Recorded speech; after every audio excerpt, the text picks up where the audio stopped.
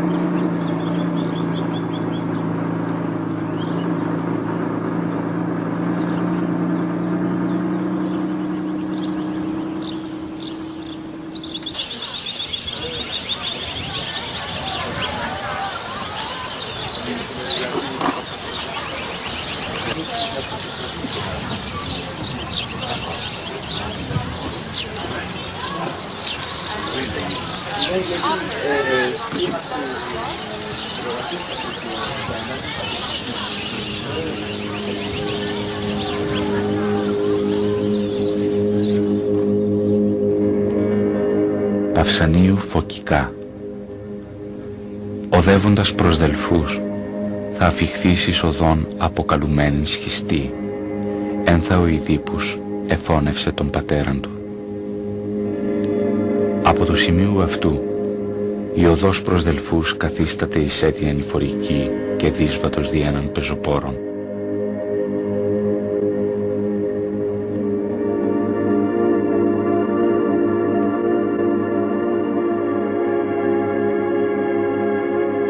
Η πόλη των Δελφών εξ ολοκλήρου έχει οικοδομηθεί εις ανηφορικήν περιοχήν. Ο ιερός περίβολος του Απόλλωνος ευρίσκεται εις το υψηλότερον τμήμα της πόλεως. Υπάρχουσι εις αυτόν δύο δυσυνεχείς.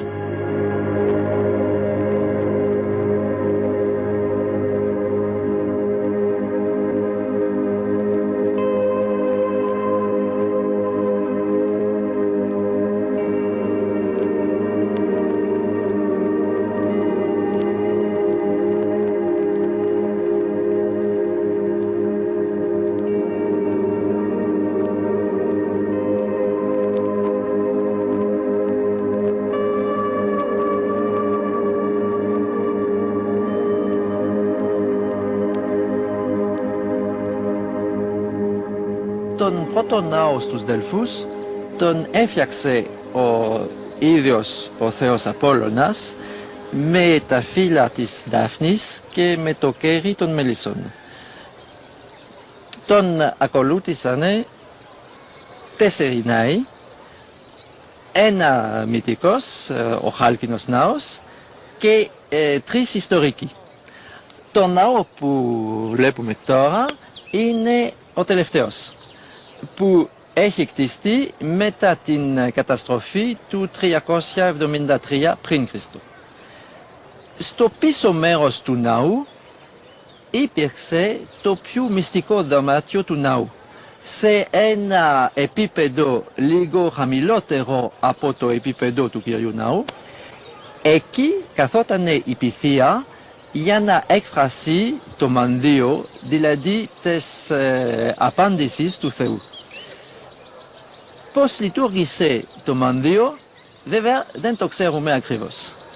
Ξέρουμε μόνο ότι όπως σήμερα οι χριστιανοί ξέρουν ότι ο Χριστός είναι μαζί τους στην λειτουργία, οι αρχαίοι πίστοι πιστεύανε ότι ο Απόλλωνας ερχότανε κάθε χρόνο μερικές μέρες στους Δελφούς για να απαντάει στα ερωτήματα των. Αυτά τα ερωτήματα ήταν απλά. Πώς πρέπει να γίνει ο γάμος κτλ. Ο Θεός δεν μπορούσε να απαντάει μόνος του, γιατί ήταν Θεός, όχι άνθρωπος. Έδωσε σημεία στη Pythia, η οποία ήταν μια κοπέλα στην αρχή, μια γρία στο τέλος της αρχαιότητας. Αυτές οι γρίες ήταν απλές γρίες από τον χωριό, από την Φωκιδά. Δεν ήξερανε τίποτα ούτε από την θεολογία, ούτε από τα μεγάλα φιλοσοφικά μυστικά. Πώς έπαιρνε τα σημεία του Θεού, πώς τα καταλάβανε, αυτό είναι το μεγάλο μυστικό της λατρείας του Απόλλωνας.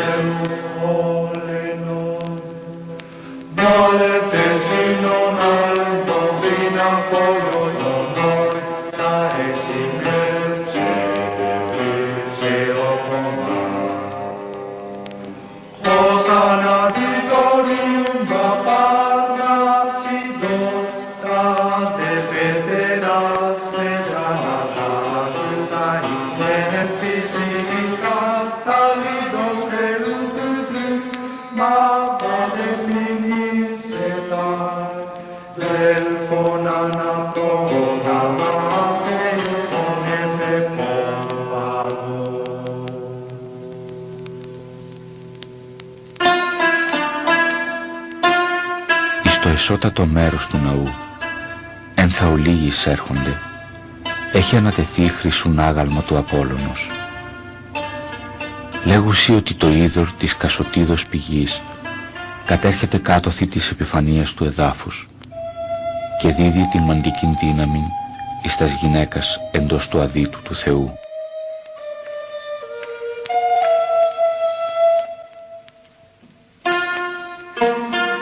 Φασί δίνε το μαντίον άντρων κύλων κατά βάθους.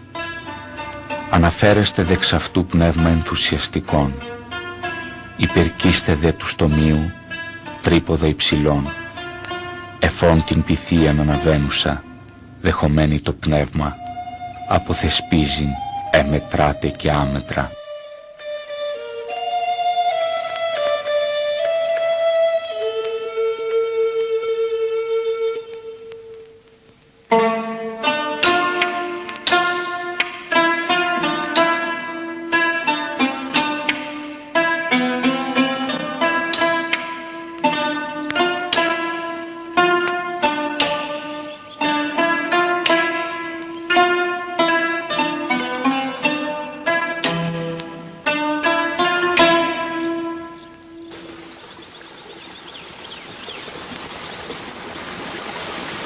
Πλησίον του ιερού συναντάται εις το είδωρ της κασταλίας πηγής.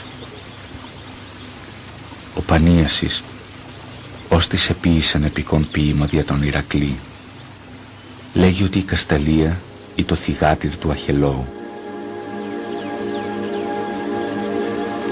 Ο Ηρακλής δια ταχαίων βημάτων διέβη των Παρνασσών και αφήχθη στο αθάνατον είδωρ της κασταλίας, της θυγατρός του Αχελώου. Επληροφορήθην εις έτη ότι το είδωρ της κασταλίας είναι δώρον του Κηφισού ποταμού. Το αναφέρει τούτο και ο Αλκαίος εις το προήμιον δια τον Απόλλωνα.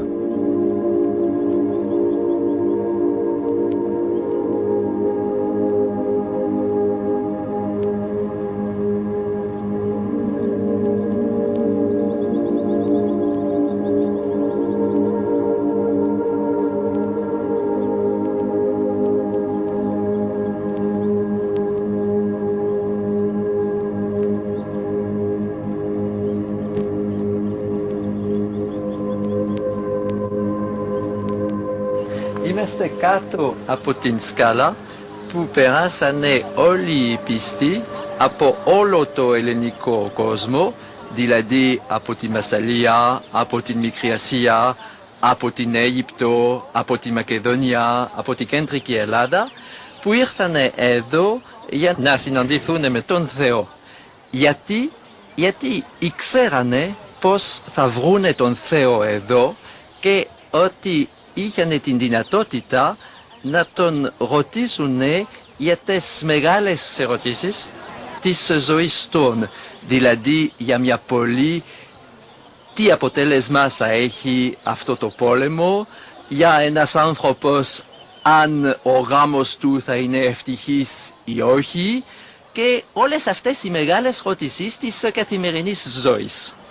Και πριν να έρθουμε στη σκάλα, έχουμε περάσει μέσα στα αναθήματα που αφιερώσανε αυτοί στον Θεό, πολύ ωραία, πολύ πλούσια αναθήματα, γιατί ήθελαν να τον ευχαριστήσουν για την χάρη που δεκτήκανε, παραδείγματος χάριν, όπως ο θησαυρός των Συφνίων, που κτίσανε όταν είχαν βρει λίγο πριν από 530 ένα πάρα πολύ πλούσιο ορυχείο ασημιού.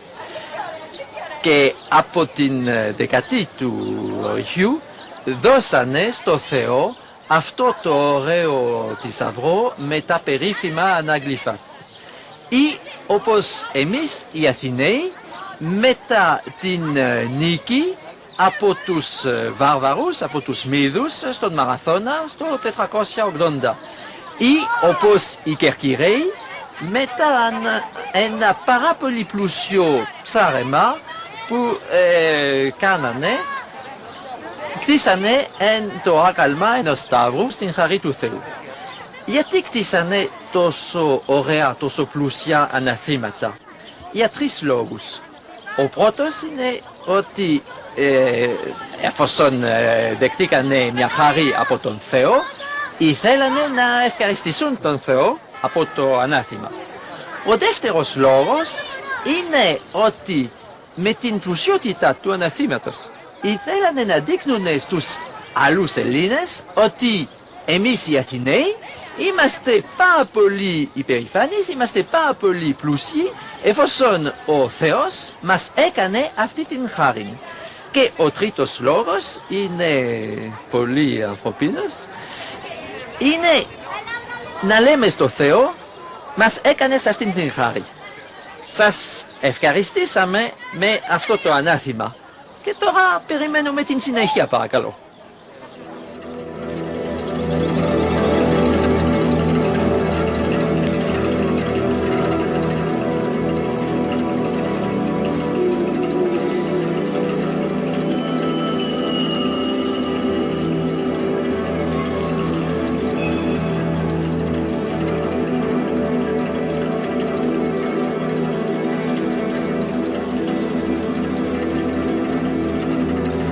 Οι θησαυροί των Θηβαίων και των Αθηναίων ιδρύθησαν ένεκεν πολεμικών επιτυχιών.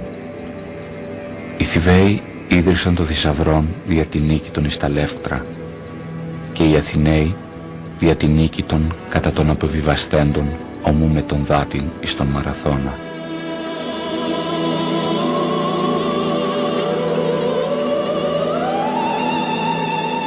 Οι Σύφνοι ίδρυσαν θησαυρών δια των κάτω θυλόγων.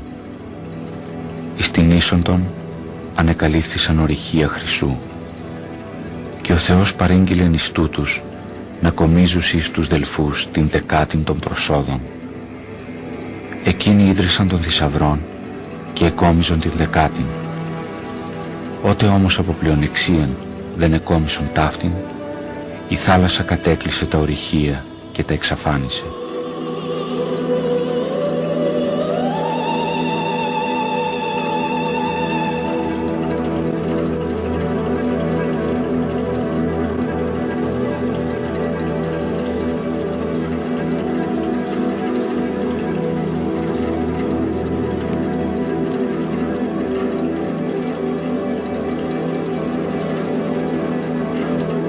Εντός του ιερού του Απόλλωνος υπάρχουσι και θησαυροί εταίρων πόλεων, ως ο θησαυρός των Μεγαραίων, ο θησαυρός των Σικιονίων, ο θησαυρός των Κορινθίων, ο θησαυρός των Ποτιδαίων, ο θησαυρός των Σιρακουσίων, ο θησαυρός των Πυρηναίων.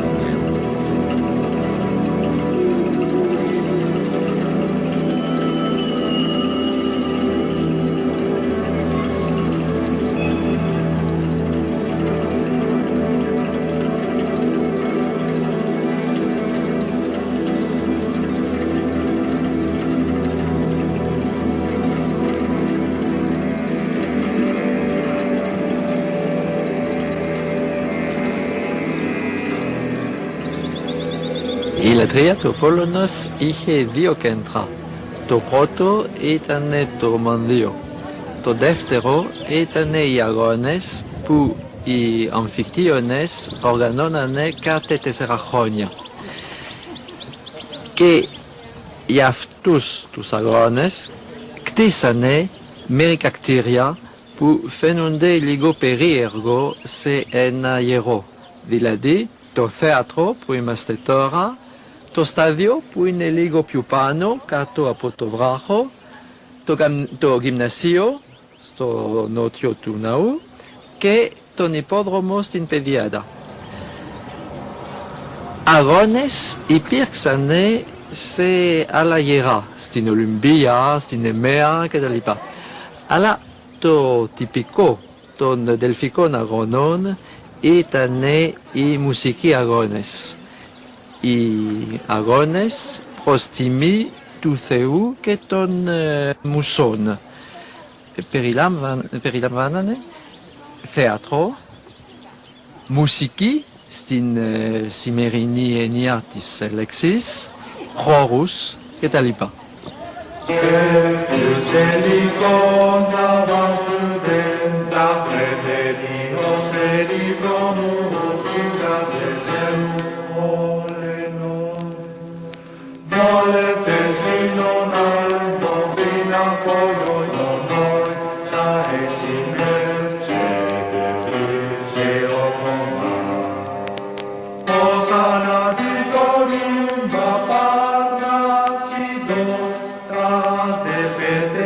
Το αρχαιότερον αγώνισμα, διό κατά πρώτον εθέσπισον έπαθλα, αναφέρεται ότι υπήρξαν ο ψαλμός ενός ύμνου προς τον Θεόν και έψαλεν και επέτυχεν την νίκην ο Χρυσόθεμης εκ Κρήτης.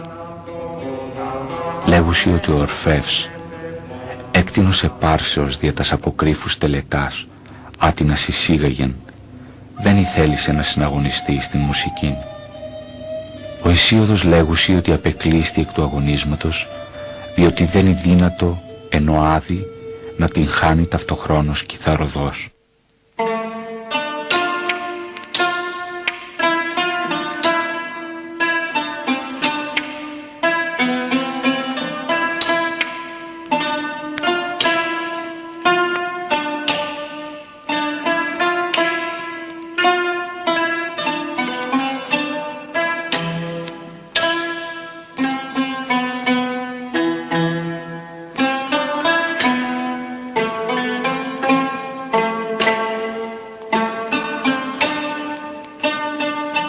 Στην Δευτέραν Πληθιάδα δεν εκάλεσαν πλέον τους αθλητάς να αγωνιστώσει διέπαθλα, αλλά όρισαν έκτοτε να προσφέρεται ως έπαθλον δια την νίκην Στέφανος εκ Δάφνης.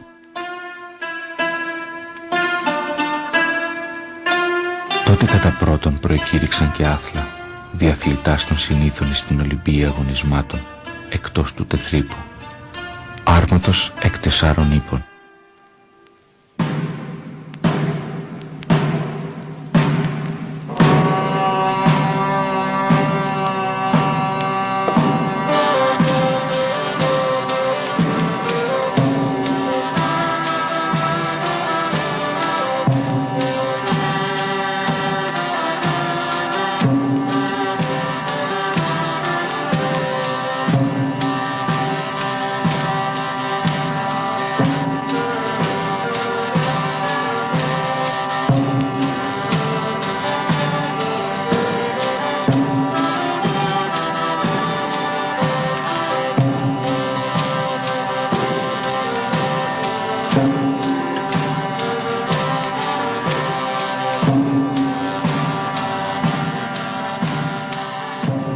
Το γερό έζησε την ακμή του από τον 8ο ως το 4ο αιώνα πριν Χριστού.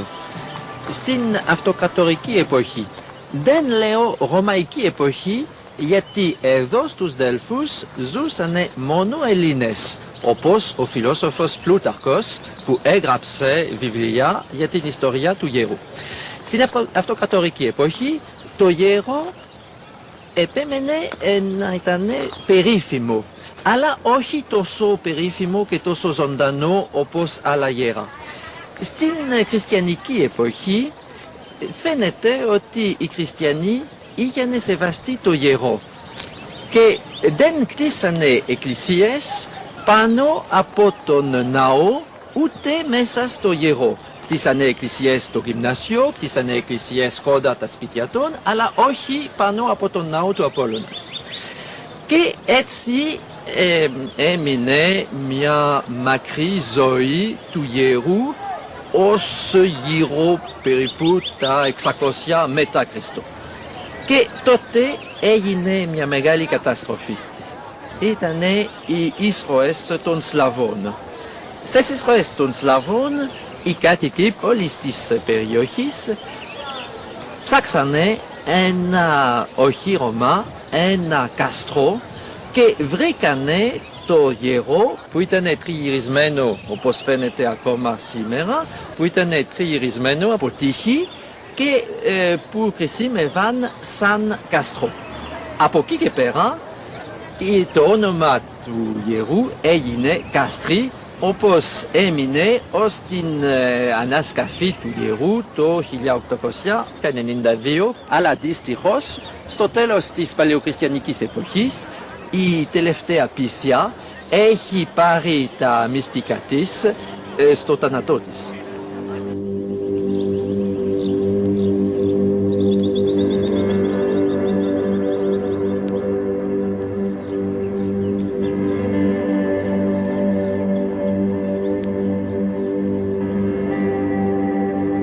Εισερχόμενος στις Δελφούς συναντά μια σειρά ναών.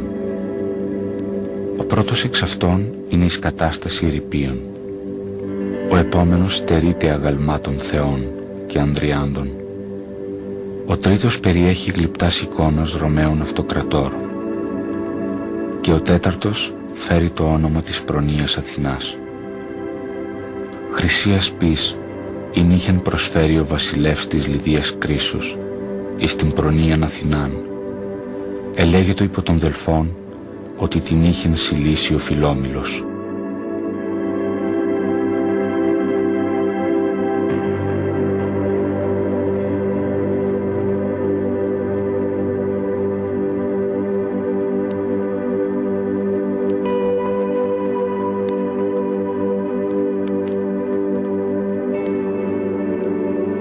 Το ιερόν των Δελφών ανέκαθεν πλήστη το έχουσι επιβουλευθεί.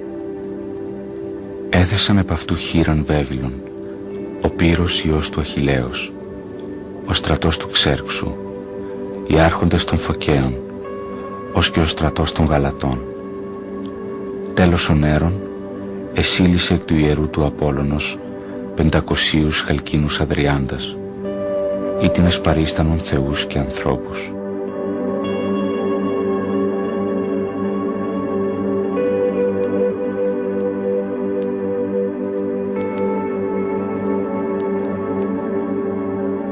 Για 1000 περίπου χρόνια το γέρο του Απόλλωνας έχει σκεπαστεί από το μεσαιωνικό χώριο.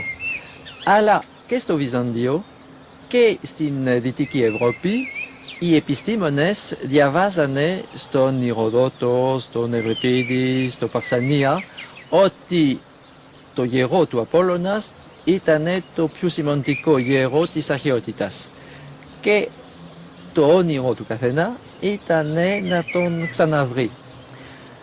Το έκανε ένας καλογέρος από την Ογκώνα, ο Κυριάκος, που ταξίδεψε στην Ελλάδα γύρω τα 1450, πέρασε στους Δελφούς και βρήκε σε επιγραφές το όνομα των Δελφών. Από εκεί και πέρα όλοι ξέρανε ότι οι Δέλφοι ήταν εκεί που είμαστε τώρα. και ήταν απαραίτητο ο καθένας αρχαιόλογος που ταξίδευσε στην Ελλάδα να περνούσε στους Δελφούς. Αλλά δεν έφτασε και ήθελανε όλοι να ξαναβρούν τα κτίρια που περιέγραψε ο Παυσανίας και τα μυστικά του Θεού. Αυτό το έκανε το 1892 η Γαλλική Σχολή που άρχισε την μεγάλη ανασκαφή των Δελφών.